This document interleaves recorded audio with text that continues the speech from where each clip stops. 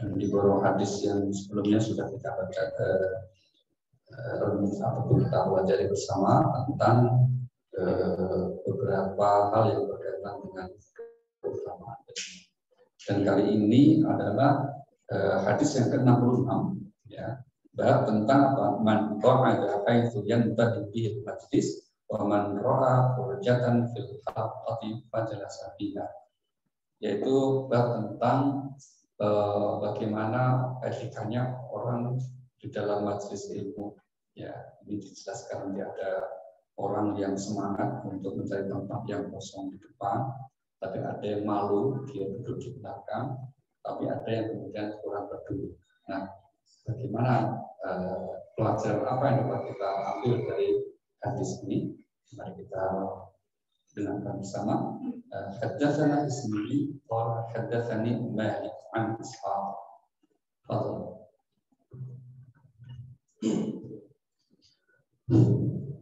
Bismillahirrahmanirrahim. Haddatsana Ismail qala haddatsani Malik an Ishaq bin Abdullah bin Abi Talha anna Aba Hurairah maula Aqil ibn Abi Talib akhbarahu an Abi Waqid al-Laythi anna Rasulullah sallallahu alaihi wasallam bainama huwa jalisun fil masjid wan nasu أو في المسجد والناس معه إذ أقبل ثلاثة نفر فأقبل اثنان إلى رسول الله صلى الله عليه وسلم وذهب واحد قال فوقف على رسول الله صلى الله عليه وسلم فأما أحدهما فرأى فرجا في الحلقة فجلس فيها وأما الآخر فجلس خلفه وأما الثالث فنبر ذاهبا. Rasulullah sallallahu alaihi wasallam qala la ukhbirukum an nafaris thalathati fa'awa ila Allahi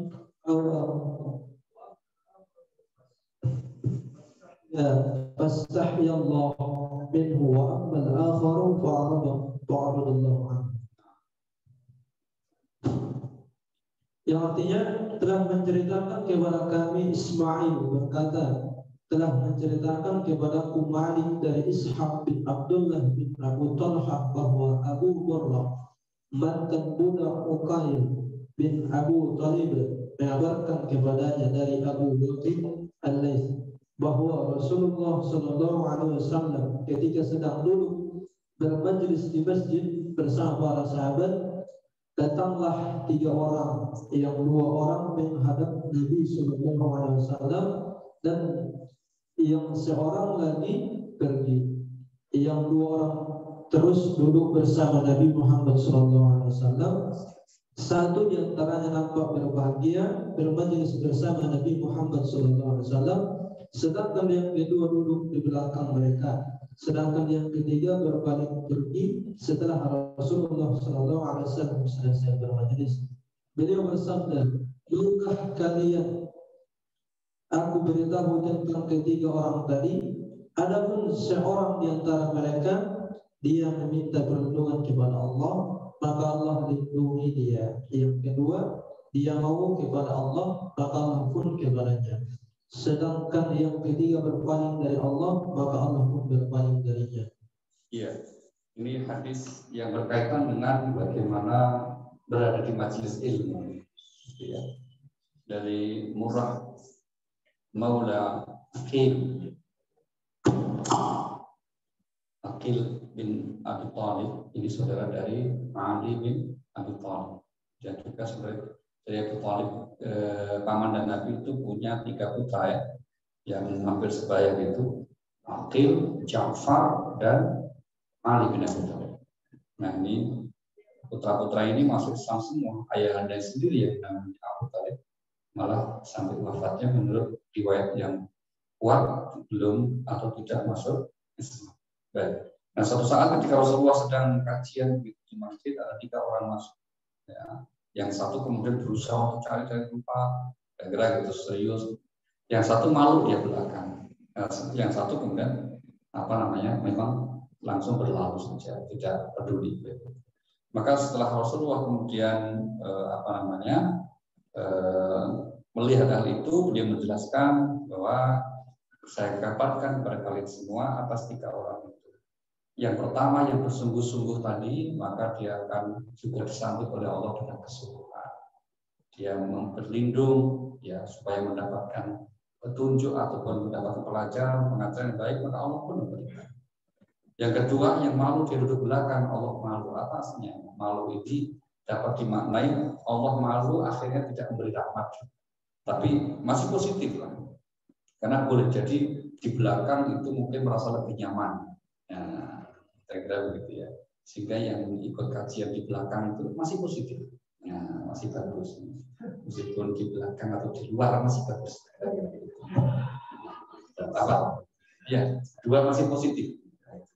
Yang ketiga itu kalau pergi mungkin tidak menghiraukan sama sekali, maka dia berpaling, Allah pun berpaling dari dia. Nah, kira-kira gitu.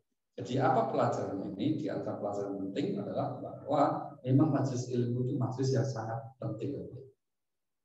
Kemarin sudah kita singgung ya tentang keutamaannya. Kalau ada 2 kelompok majelis, satu majelis zikir yang hanya menyebut nama Allah sebagai ibadah gitu. Yang satu majelis ilmu yang membicarakan tentang ayat Allah dan hadis Rasulullah SAW, membicarakan tentang hukum halal dan haram, membicarakan tentang kaidah prinsip agama itu. Kalau ada 2 majelis seperti itu, Rasulullah selalu memilih gabung majelis ilmu. Ini menunjukkan betapa majelis ilmu itu majelis yang kemudian memiliki keutamaan lebih daripada majelis. Meskipun dua-duanya sebetulnya baik, tapi tingkat derajatnya lebih mulia kalau kemudian itu diisi dengan pembicaraan hal-hal pengajaran yang datang dari Allah Subhanahu wa Ta'ala. Kenapa? Karena memang Al-Quran ini nggak cukup hanya dibaca saja sebagai ibadah, meskipun itu juga bagus. Tapi fungsi utama Al-Quran bukan sekedar sebagai kitab bacaan, ya. Tapi yang terpenting juga pengajaran, yang penting juga hidayah, yang juga ada juga rahmat. Mari kita lihat ayatnya, misalnya di surah nomor 10. Surah 10 ayatnya yang ke-57. Allah berfirman, A'udzubillahi minasyaitonir rajim, ya ayyuhan nas qad ja'akum maw'idatun min rabbikum wa shifaa'un lima fis sudur wa hudan wa rahmatun lil mu'minin. Bismillahirrahmanirrahim. Wahai manusia, sungguh telah datang kepadamu pelajaran Al-Quran dari Tuhanmu, penyembuh bagi penyakit yang ada dalam dada dan petunjuk serta rahmat bagi seorang yang beriman. Iya, pengajaran dari Tuhanmu fungsinya. Mungkinkah kalau Al-Quran sebagai pengajaran itu dapat kita mengerti tanpa kita pelajari? Hanya kita baca saja, tentu tidak dimungkinkan. Ya. Maka sekali lagi meskipun membacanya itu juga bernilai ibadah, tapi mempelajarinya sebagai sebuah pengajaran di Allah itu juga ibadah yang lebih utama. Gitu ya. Kemudian apa? Sebagai juga petunjuk, penyembuh dari penyakit, rahmat. Nah, ke semua fungsi Al-Quran tidak akan kita rasakan kalau kita tidak mempelajari isi kandungannya. Nah, itulah yang kita sebut majelis ini menjadi sangat mulia di sisi Allah Subhanahu wa Ta'ala, dan yang berusaha sungguh-sungguh untuk meraihnya, ya Allah akan memberikan hidayahnya. Hidayah berupa pemahaman akan ajaran agama. Janji Allah yang disebut di surah nomor 29, surah Al-Ankabut ayat yang ke-69. A'udzubillahi minasyaitonir rajim, walladzina jahadu fina lanahdiyannahum subulana wa innallaha lama'al muhsinin. Bismillahirrahmanirrahim. Dan orang-orang yang berjihad untuk mencari keridhaan kami akan tunjukkan kepada mereka jalan-jalan kami, dan sungguh Allah beserta orang-orang yang berbuat kebaikan. Iya, orang-orang yang bersungguh-sungguh. Berjihad di sini maknanya bersungguh-sungguh. Ya, kenapa? Karena surah Al-Ankabut itu surah yang masuk kategori Makkiyah, yang turun ketika Nabi kita Muhammad SAW masih tinggal di Makkah, maka namanya Makkiyah. Ya, Sedangkan perintah berperang atau izin berperang tepatnya ya, itu baru Allah turunkan ketika beliau sudah hijrah ke Madinah, tepatnya tahun 2 Hijriah. Maka kalau ada kata-kata jihad ketika Nabi masih di Mekah, itu maksudnya berjuang sungguh-sungguh, berjuang secara serius begitu. Dan perjuangan yang serius itu menyangkut dengan mendakwahkan Al-Quran. Inilah ayat pertama yang turun berkaitan dengan jihad, itu di surah 25 ayat 52 Al-Furqan. Fala tuti'il kafirina wajahidhum bihi jihadan kabira. Surah Al-Furqan 25 ayat yang ke-52. Bismillahirrahmanirrahim. Maka janganlah engkau taati orang-orang kafir dan berjuanglah terhadap mereka dengan Al-Quran, dengan semangat perjuangan yang besar. Berjuanglah dengan Al-Quran dengan semangat perjuangan yang besar. Itu redaksinya mengatakan wajahidhum, jihadlah. Tapi terus maka tadi berjuang. Wajahidhum bihi ay bil Quran jihadan kabira, dengan jihad yang sungguh-sungguh yang sangat. Itulah mengapa dalam konteks kita untuk menambah pengetahuan juga sangat dibutuhkan kesungguhan kita, ya, sungguh-sungguh dalam mendapatkannya, sehingga kemudian Allah Subhanahu wa Ta'ala akan memberikan pertolongan. Namun demikian bukan berarti yang kemudian misalnya duduk di belakang itu dinilai salah, ya. Tidak, karena memang terkadang yang di belakang itu boleh jadi, ya, boleh jadi itu bisa lebih mendengarkan. Ada juga seperti itu. Termasuk dalam konteks kita sholat ya berjamaah, itu kan yang utama itu shaf awal, yang utama. Baru kemudian shaf kedua, tiga, seterusnya. Namun demikian kalau ada seorang yang memilih shaf belakang karena mungkin merasa saya belum layak untuk shaf di belakang depan misalnya, ya tidak bisa dinilai sepenuhnya salah. Ya kan? Terkadang dalam konteks kita mendidik itu, saya ingat betul waktu masih bersama almarhum ya, almarhum Prof. Saya guru kita itu seringkali kalau beli Jumatan itu mesti mojok. Saya ingat mojok di belakang. Karena apa? Karena beliau tahu yang khutbah ini santri-santrinya. Karena kalau sampai beliau misalnya datang awal jeblok di depan itu pasti grogi sana-sana. Bisa nggak kebaca nanti, karena ya bagaimana akan mengkhotbahi gurunya itu kan sih bro, maka beliau pilihnya nggak kelihatan kemudian apa namanya ya, itu bukan berarti tidak mengajari sesuai dengan seharusnya depan, tidak, tapi itu bagian dari cara untuk juga mendidiknya supaya anak santrinya ini punya kepercayaan diri, tidak merasa minder. Nah, maka saya agak niru-niru juga gitu. Kalau Jumatan agak telat juga dengan di belakangnya itu ya gitu. Kalau itu bukan karena perlu, tapi karena memang sengaja. Gitu. Yang itu jangan ditiru ya, harus diangkat tengah awal. Terus tengah awal nanti dapat pahalanya apa? Unta. Orang berkorban unta. Kira-kira gitu. Baik, itu secara garis besar makna dari hadis ini. Itu hadis yang ke-66. Ya, kita lanjut hadis yang ke-67. Ya, hadis yang ke-67. Babnya tentang apa nih? Babu qaulin Nabi sallallahu alaihi wasallam rubba muballighin aw amman sami'a. Boleh jadi orang yang menyampaikan ya, itu terkadang yang diberikan tahu itu malah lebih jelas dari yang mendengar. Apa maknanya? Kita lihat. Haddatsana Musaddad.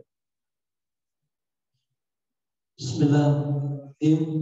Haddatsana Musaddad qala haddatsana Bisr qala haddatsana Ibnu Aun an Ibnu Sirin Abdurrahman Ibnu Abi Bakr an abihi dhikran Nabi sallallahu alaihi wasallam qala alaihi wa amsaka insan bi khitabihi أو بزمامه قال أي يوم هذا فسكتنا حتى ظننا أنه سنسميه سواس قال نحري قلنا بلى قال فأي سحر هذا فسكتنا حتى ظننا أنه سيسميه بغير اسمه فقال أليس بذي الحجة حجة قلنا بلى قال فإن دماءكم وأموالكم وأعراضكم بينكم حرم كحرمة يومكم هذا في سهركم هذا في بلدكم هذا لا يبلغ الشاهد غائب فإن الشاهد عسى أن يبلغ من هو أو أعلم منه. Telah menceritakan kepada kami Musaddad berkata, telah menceritakan kepada kami Bashir berkata, telah menceritakan kepada kami Ibnu Aun dari Ibnu Sirin dari Abdurrahman bin Abu Bakar Bakrah dari bapaknya, dia menyeturkan bahwa Nabi SAW duduk di atas untanya sementara orang-orang memegang tali kekang unta tersebut. Beliau SAW berkata, hari apakah ini? Kami semua terdiam dan menyangka bahwa beliau akan menamakan nama lain selain nama hari yang sudah dikenal. Beliau SAW berkata, bukankah hari ini hari Nahar? Kami menjawab, benar. Nabi SAW kembali bertanya, bulan apakah ini? Kami semua terdiam dan menyangka bahwa beliau akan menamakan nama lain selain nama bulan yang sudah dikenal. Beliau SAW berkata, bukankah ini bulan Dzulhijjah? Kami menjawab, benar. Nabi SAW bersabda, sesungguhnya darah kalian, harta kalian dan perbuatan kalian sesama kalian haram atau suci, sebagaimana sucinya hari kalian ini. Bulan kalian ini dan tanah kalian ini, atau maka hendaklah yang hadir menyampaikan kepada yang tidak hadir, karena orang yang hadir semoga dapat menyampaikan kepada orang yang lebih paham darinya.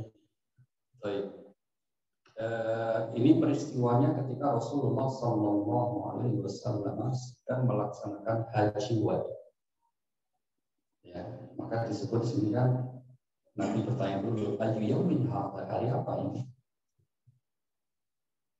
Para sahabat itu menduga, apa mungkin Nabi akan memberi nama hari lain? Ya? Kok nanya? Kan mesti udah tahu kan, ini kan dari Nahar, kok udah tahu kenapa kok nanya? Ya? Mereka menduga bahwa itu adalah Nabi akan memberi nama hari lain. Tapi maksud Nabi sebetulnya untuk mengingat bahwa ini hari suci, ini hari yang sangat terhormat. Namanya hari Nahar, hari penyembelihan tanggal berapa? 10 Dzulhijjah. Hari Nahar itu 10 Dzulhijjah. Di mana ketika orang selesai untuk melaksanakan wukuf di Arafah dan bersiap untuk melaksanakan melontar jamrah akobah. Itu hari Nahar. Ya, itu rangkaian dari ibadah haji. Yang pertama. Dan demikian juga Nabi bertanya bulan apa, ya, jam Dzulhijjah dan seterusnya. Nabi kemudian menyampaikan itu dari atas unta. Ini berarti apa? Sunnahnya memang kalau orang menyampaikan pidato, tausiah, khutbah itu di tempat yang lebih tinggi. Karena dulu Rasulullah itu nggak di bawah, namun ternyata naik onta. Kan dari zaman itu kan belum ada apa ini mimbar di Arafah, maka ambil posisi lebih tinggi. Jadi antara bentuk kesunahannya seperti itu. Kemudian bentuk kesunahan apa ya? Kalau dulu mengambil tempat lebih tinggi supaya didengarkan oleh yang hadir. Nah kalau sekarang meskipun tidak harus ditinggikan, tapi apa? Ada pengeras suara. Maka boleh menggunakan pengeras suara. Kalau kita lihat Imam Masjidil Haram misalnya, Imam Masjid Nabawi ya tidak dalam posisi mengambil yang lebih tinggi posisinya. Ya, tapi apa? Pengeras suaranya kan sudah hebat, luar biasa. Gitu. Jadi kemudian Nabi menyampaikan tentang itu, menunjukkan apa? Betapa hari ini hari istimewa. Seperti kita ketahui Rasulullah itu hajinya cuma sekali seumur hidup. Padahal beliau punya kesempatan untuk bisa berhaji itu sampai kurang lebih 4 kali, tapi beliau hanya 1 kali. Itu juga menunjukkan betapa kemudian dalam hadis yang lain untuk haji itu kan bagi kita sebagai Muslim diwajibkannya seumur hidup sekali. Kalau ada kesempatan untuk berulang, apalagi sekarang itu sangat tidak dianjurkan. Ya, kenapa? Itu mengambil jatah kuota orang lain, kasihan. Yang lain ingin menggugurkan kewajiban, jadi tidak bisa karena mungkin banyak orang yang haji berkurang. Maka sebaiknya diurungkan, jangan dipilih sebagai kalau mau umroh boleh, kalau umroh itu kan tidak ada batasnya. Kalau haji sebaiknya kita prioritaskan yang baru pertama kali untuk berangkat haji untuk dapat menggugurkan kewajiban itu. Nah, hadis ini kemudian memerintahkan agar apa yang telah disampaikan oleh Rasulullah SAW bahwa darah kalian sebagai sesama Muslim, harta kalian dan juga kehormatan kalian itu adalah harus dijaga. Maka sesama Muslim tidak boleh menumpahkan darah, tidak boleh merampas hartanya, tidak boleh mencidrai kehormatannya. Maksudnya begitu. Seperti halnya itu mereka berada di hari yang suci dan di bulan yang suci. Sehingga kehormatan sesama Muslim itu harus terjaga. Nah, bagaimana dengan Muslim? Dengan non-Muslim ya harus dijaga kalau memang mereka baik. Karena Al-Quran tidak merestui hadis, Nabi juga tidak mendorong ya untuk orang menumpahkan darah hanya karena beda agama, tidak ada. Kalau terjadi peperangan itu karena kezaliman. Ya, tidak ada pertumpahan darah hanya karena berbeda. Bahkan di ayat yang lain kita temukan Allah menyatakan tidak ada larangannya kalau kita ingin berbuat baik pada siapapun yang tidak musuh. Kita lihat misalnya di surah 60, ya, surah Al-Mumtahanah ayat yang ke-8, Allah Subhanahu wa taala berfirman, "La yanhaakumullahu 'anil ladzina lam yuqatilukum fid-din wa lam yukhrijukum min diyarikum an tabarruhum wa tuqsitu ilaihim, innallaha yuhibbul muqsitin." Bismillahirrahmanirrahim. Allah tidak melarang kamu berbuat baik dan berlaku adil terhadap orang-orang yang tidak memerangimu dalam urusan agama dan tidak mengusir kamu dari kampung halamanmu. Sesungguhnya Allah akan mencintai orang-orang yang berlaku adil. Iya, Allah tidak melarang kamu berbuat baik dan berlaku adil kepada siapapun yang tidak memerangimu, tidak mengusir kamu dari kampung halamanmu, dan seterusnya. Sehingga kemudian kalau saudara kita yang siapapun dan apapun latar belakang keyakinannya mereka baik, maka kita juga harus menjaga, juga harus berbuat baik. Itu namanya orang yang adil. Gitu. Ya. Sehingga kemudian sekali lagi kalau ada orang menuduh di dalam literatur itu banyak sikap orientalis yang agak tidak fair gitu. Mereka menuduh bahwa Islam ini disebabkan dengan kekerasan. Sehingga apa yang terjadi di Barat sampai hari ini terjadi apa yang disebut sebagai Islamophobia. Mereka membenci Islam karena gara-gara digambarkan ajaran Islam itu suka dengan kekerasan. Itu yang harus kita koreksi. Tidak ya. Sehingga salah satu caranya bagaimana? Rasulullah Shallallahu Alaihi Wasallam itu dipuji oleh Al-Quran itu sebagai orang yang akhlaknya mulia. Nggak mungkin lah Nabi itu berbuat kekerasan tanpa alasan yang masuk akal gitu kan. Mari kita lihat pujian Rasulullah. Allah kepada Rasulullah surah 68 ayat yang keempat. A'udzubillahi minasyaitonir rajim wa innaka la'ala khuluqin 'adzim. Surah Al-Qalam surah 68 ayatnya yang keempat. Bismillahirrahmanirrahim. Dan sesungguhnya kau benar-benar berbudi pekerti yang luhur. Sungguh wahai Nabi, engkau benar-benar berbudi pekerti yang luhur. Kita tidak mendapati pujian Al-Quran kepada Nabi Muhammad itu misalnya karena sholatnya yang khusyuk misalnya, karena puasa yang bagus misalnya, karena haji yang mabrur. Meskipun kita yakin semua ya bahwa ibadah Nabi pasti sempurna, zikir Nabi pasti sempurna, tilawah Nabi pasti sempurna, tapi tidak ada pujian-pujian itu yang diabadikan. Yang ada Allah memuji Nabi karena akhlaknya yang mulia. Sungguh wahai Nabi, engkau berada di atas akhlaknya. Maka kalau ada orang yang kemudian menuduh bahwa Islam yang dibawa Nabi kita Muhammad Sallallahu Alaihi Wasallam itu menyebarkan kekerasan, itu satu tuduhan yang tidak bisa diterima, tidak sesuai dengan apa yang diajarkan di dalam Al-Quran dan dicontohkan Nabi kita Muhammad Sallallahu Alaihi Wasallam. Maka penting untuk kemudian hadis ini memberi pelajaran penting agar kita selalu menyebarkan apa yang disampaikan oleh Rasulullah Muhammad SAW, menyebarluaskan ilmu pengetahuan. Maka dimanapun posisi kita dalam konteks di dalam masyarakat Muslim, harus ada sekelompok orang yang kita berikan tugas untuk mereka belajar, memberikan dorongan untuk mereka mempelajari agama ini supaya apa? Supaya nanti kemudian dapat juga menyampaikan pelajaran-pelajaran kepada yang tidak sempat belajar.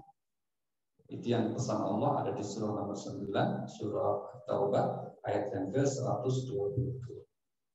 Wa kana al-mu'minuna liyanfiru kaffah walaula nafara min kulli firqatin minhum ta'ifatun liyatafaqahu fid-din wa liyunziru qawmahum idza raja'u ilaihim la'allahum yahdharun. Bismillahirrahmanirrahim. Tidak pantas bagi penduduk Madinah dan orang-orang Arab Badui yang berdiam di sekitar mereka tidak turut menyertai Rasulullah berperang. Dan tidak pantas pula bagi mereka mencintai diri mereka daripada mencintai diri Rasul. Yang demikian itu karena mereka itu tidak ditimpa kehausan, kepayahan, dan kelaparan di jalan Allah, dan tidak pula menginjak suatu tempat yang membangkitkan amarah orang-orang kafir, dan tidak menimpakan suatu bencana kepada musuh, kecuali semua itu akan ditulis bagi mereka sebagai suatu amal kebajikan. Sungguh Allah tidak menyia-nyiakan pahala orang-orang yang berbuat baik. Surah 9 ayatnya 122. Apa itu saya ayat 122. Iya, kedua-duanya. Dan tidak sepatutnya orang-orang mukmin itu semuanya pergi ke medan perang. Mengapa sebagian dari setiap golongan di antara mereka tidak pergi untuk memperdalam pengetahuan agama mereka dan untuk memberi peringatan kepada kaumnya apabila mereka telah kembali agar mereka dapat menjaga diri. Jadi tidak boleh semua sahabat Nabi itu saat itu ikut perang semua. Jangan, harus ada yang tinggal untuk mempelajari agama. Kalau konteks sekarang kira-kira jangan semua orang yang kemudian menjalani profesi ya berbagai macam tanpa yang ada kelompok orang yang kemudian mempelajari agama. Jangan, harus ada supaya apa? Nanti mereka yang berkewajiban liyunziru qaumahum idza raja'u, memberikan peringatan kepada kaumnya, kepada anggota masyarakatnya ketika mereka selesai untuk melaksanakan aneka macam tugas. Kan di zaman dulu kan yang ada kan ya tugas itu ya kalau nggak dagang, jihad gitu aja kan. Ya bertani, nggak ada profesi yang lain-lain. Maka kalau ada zakat mal itu yang disebut Rasulullah itu kan cuma 5 jenis zakat mal. Ya kan? Apa itu? Ya perdagangan, tijarah, kemudian apa? Ya, simpanan tabungan maksudnya emas perak.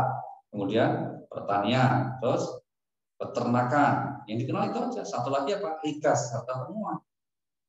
Yang naik profesi-profesi seperti sekarang, seperti misalnya ya konsultan, dokter, terus apa? Ya, yang begitu terus berkembang itu sekarang itu banyak sekali profesi manusia itu kan.